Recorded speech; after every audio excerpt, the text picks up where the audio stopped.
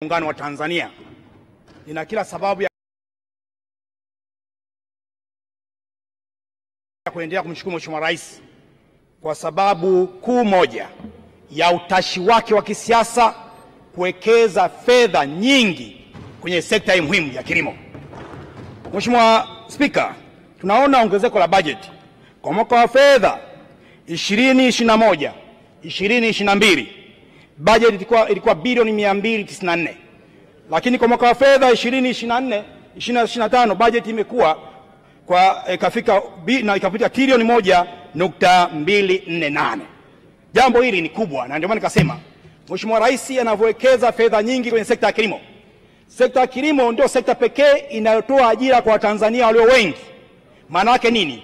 Anawagusa asilimia kubwa wa Tanzania, watu wazima, vijana, na itoshe kusema sasa hivi wamesema wengine vijana wamehamasika sana na kilimo, na yote kwa sababu yameona kilimo kinatija.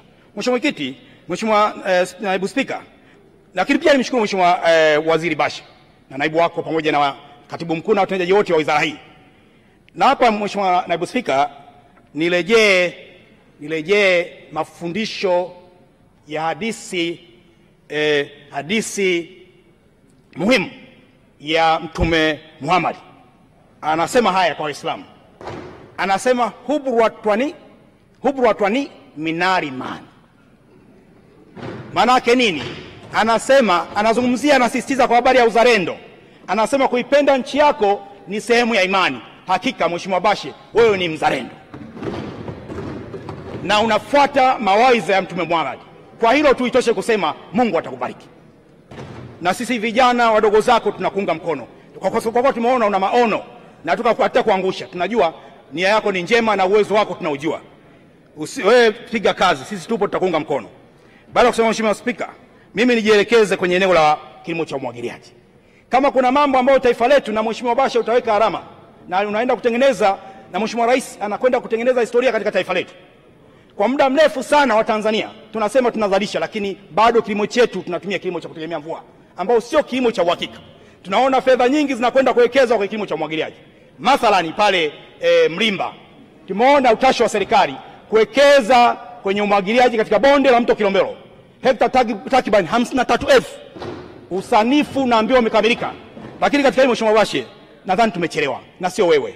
Wewe umeikuta wizara katikati, na nataka niseme tu kwamba kama kuna eneo ambalo linakwenda kulisha taifa letu ni mkoa wa Morogoro. Labda nitoe mfano pale Mlimba, sisi tunazalisha mchele kwa mwaka tani 400,000.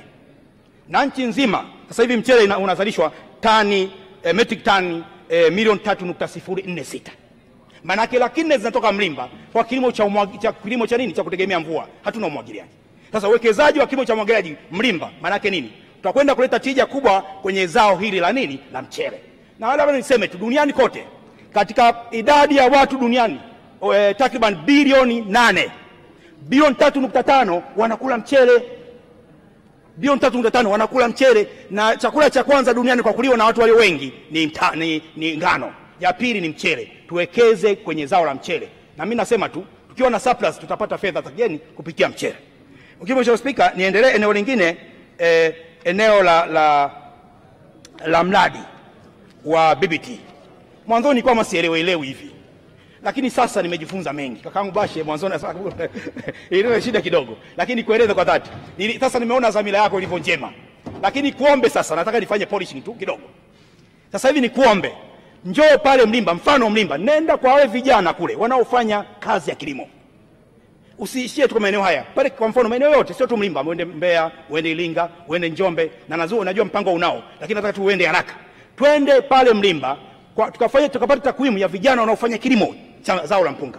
Tujue kwa ngapi pale. Tuwaulize wao changamoto zao ni nini. Watakwambia eneo langu mimi ni dogo, ukinipa eka 10 nitaongeza kipato.